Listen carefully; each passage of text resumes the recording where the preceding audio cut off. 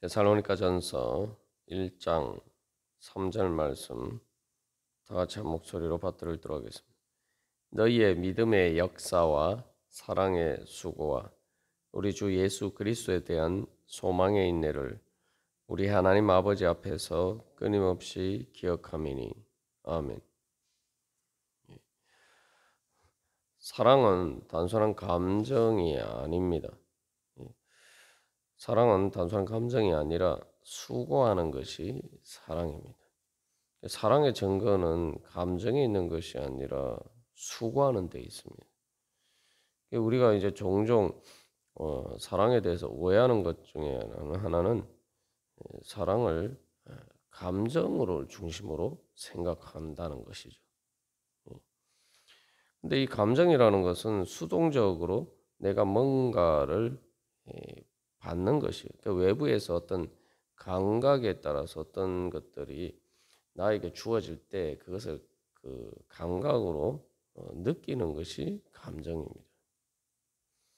그러니까 여기 사실은 엄밀하게 말하면 감정은 내가 뭔가를 하는 것이 아닙니다.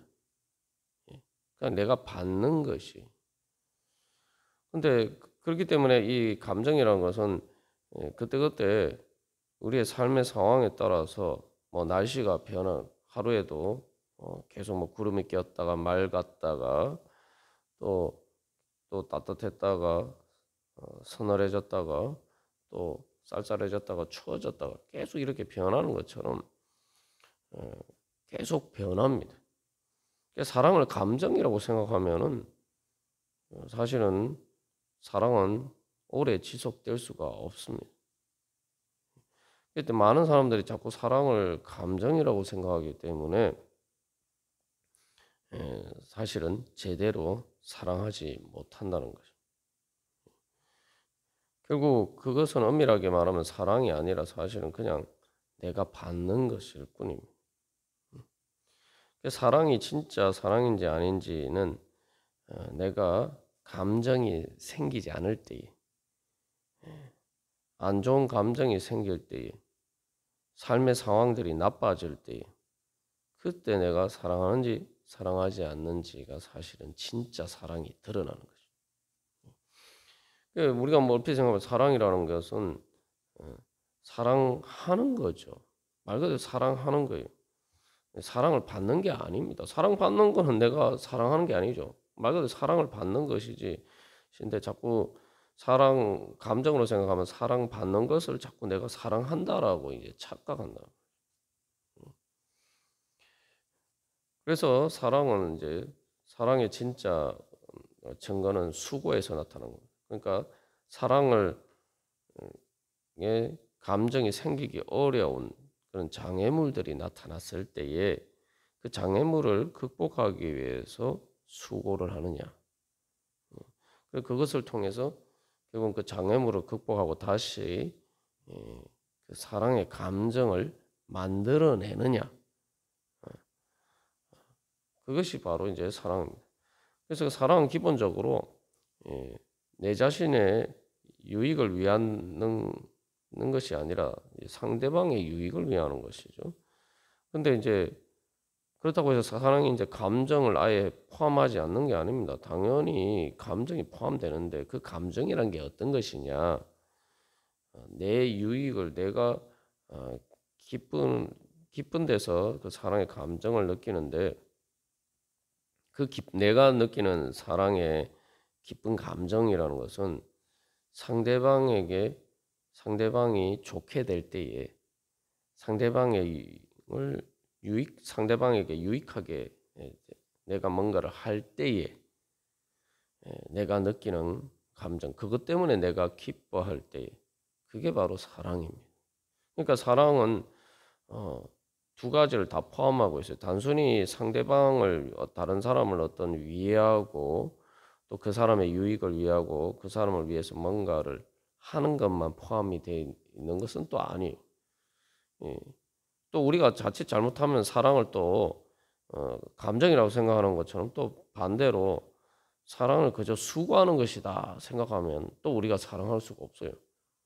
나한테는 별로 좋은 일이 없는데 그냥 상대방한테만 좋은 일을 한다. 뭐 희생한다. 이렇게 생각하면 또 사랑할 수가 없어요.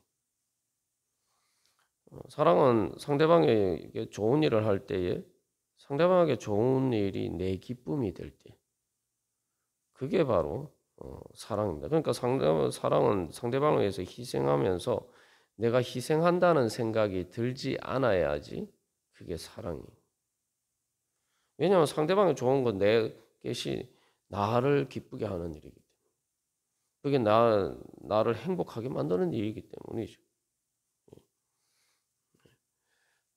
뭐 여러 번 예를 들었습니다만, 그 부모가 자식을 키울 때 느끼는 감정이 그 어린애들이 뭔가 이렇게 맛있는 걸 줘서 이렇게 그 아이들이 이렇게 맛있게 먹는 모습을 보면은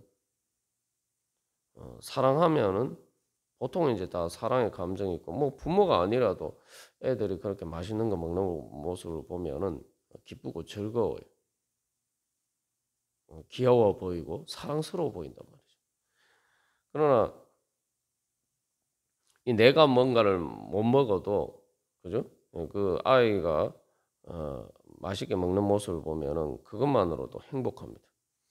근데 그렇지 않고 뭐 저도 이렇게 보면 이제 형제 간만 돼도 어 같이 먹어야 되는데 내가 뭐 잔다거나 뭐 다른 일 해서 못 먹고 뭐 일어나 보니까 뭐 다른 동생이나 뭐 이런 그렇게 뭐 들만 먹었다. 그 상당히 그러면 막 이렇게 막 마음에 화가 나요. 일종의 시기 질투 비슷한 감정. 이게 사랑하지 않기 때문에. 거기서 이제 결국은 사랑이 이제 아닌지가 드러나는 거예요. 사랑이라는 것은 그래서 어떻게 보면 되게 행복한 것입니다. 왜냐하면은 나에게 직접 유익이 되지 않아도 상대방을 위해서 뭔가를 했을 때 그 상대방이 좋은 일이 생기면은 내가 기쁘니까, 이게 단순히 내 혼자만 내가 나한테 좋은 일만 일어나서 기쁘다 이렇게 생각하면 사실 우리가 세상 살아가면서 어, 그렇게 기쁠 일이 그만큼 많지가 않은데, 내가 또 이걸 통해서 다른 사람들에게 유익을 끼쳤을 때 그것들이 나에게 또 기쁨이 되면은 내가 똑같은 일을 해도 훨씬 더 많은 기쁨을 얻을 수가 있죠. 그게 바로 사랑입니다. 그래서 사랑은 감정이 포함되어 있는데, 그리고 그것이 원동력이 되는데, 그것은 상대방을 위해서, 그래서 사랑하는 것 자체에서 사실은 힘을 얻는 것이 바로 사랑입니다. 근데 이제 많은 경우에 사랑하지 않으면서 내가 사랑한다라고 착각하고, 그러다 보니까 상대방이 거기에 대해서 조금 뭔가 힘들고 어려운 일이 생기면은 내가 그때 사실은 이제 수고를 해야 되는 거죠. 수고라는 것은 그냥 일을 하는 것이 아닙니다. 그죠? 그냥 내가 쉽게 할 수 있는 일을 하는 것이 수고라는 건 내가 일을 하는데 뭔가 힘든 일을 하는 거예요. 그냥 쉽게 할 수 없는 일을 이야기할 때 수고라고 이야기하죠. 그런 일을 할 때에 내가 그런 사랑의 원동력이 없으면은 내가 그 수고를 하기가 어렵죠. 내가 이제 사실은 그래서 어, 사랑을 정말 장애물인 만났을 때 내가 사랑의 수고를 하지 않고 내버려 두면 어떻게 됩니까? 장애물을 극복 못 하죠. 그러면은 결국은 관계가 깨어지게 됩니다.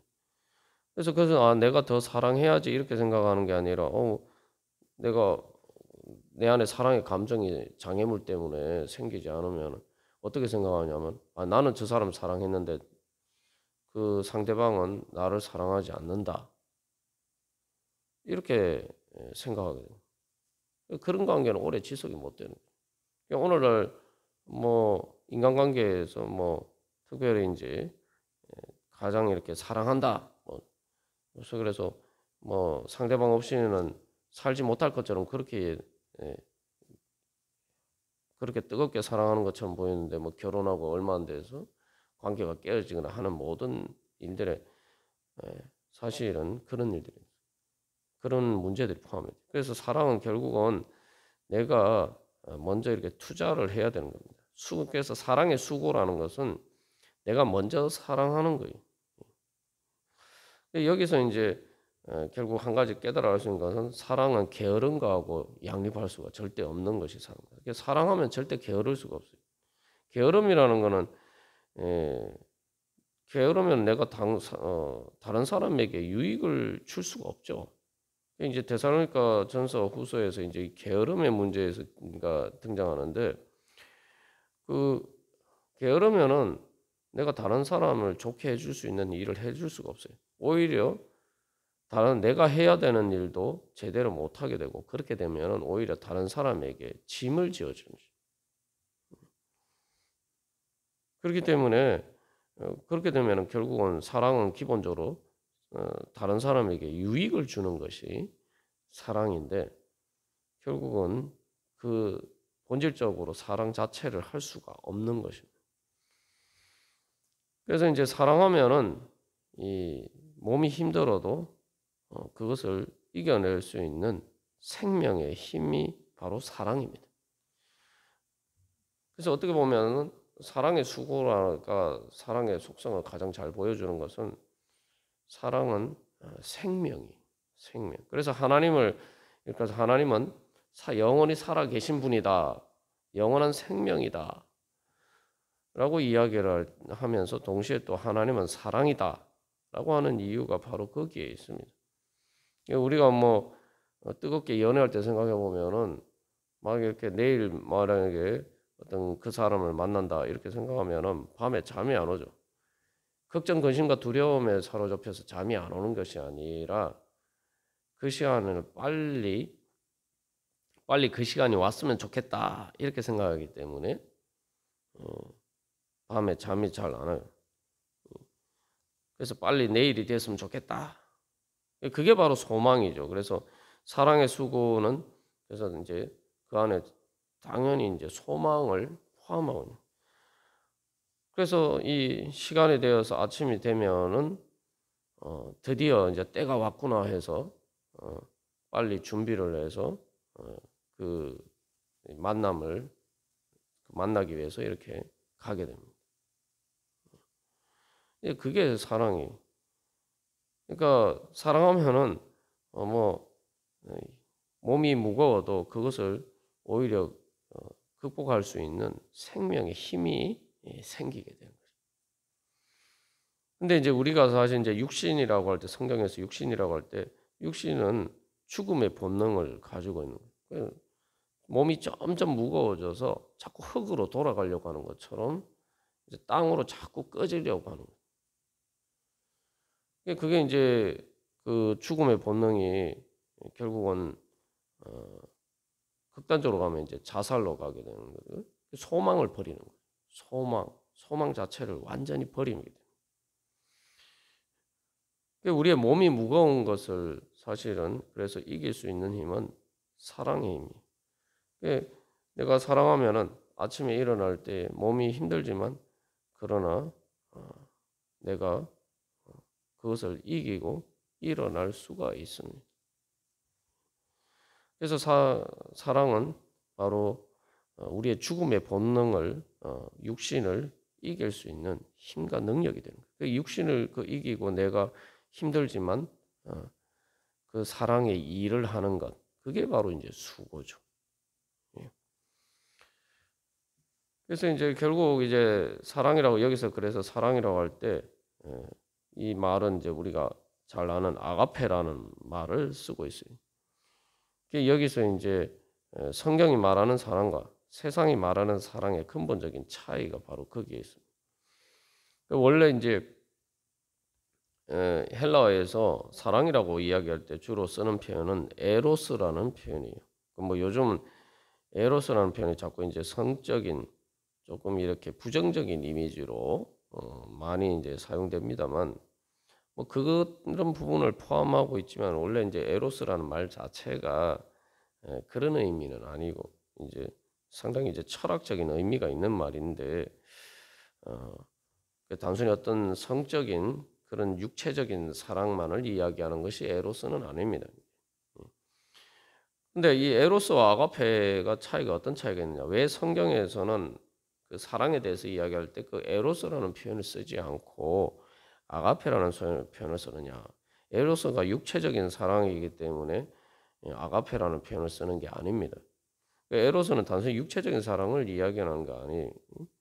에로스는 뭐냐면은 그것이 가치가 있는 것을 가지려고 하는 것이, 그래서 끌리는 것, 그것을 에로스라고 합니다.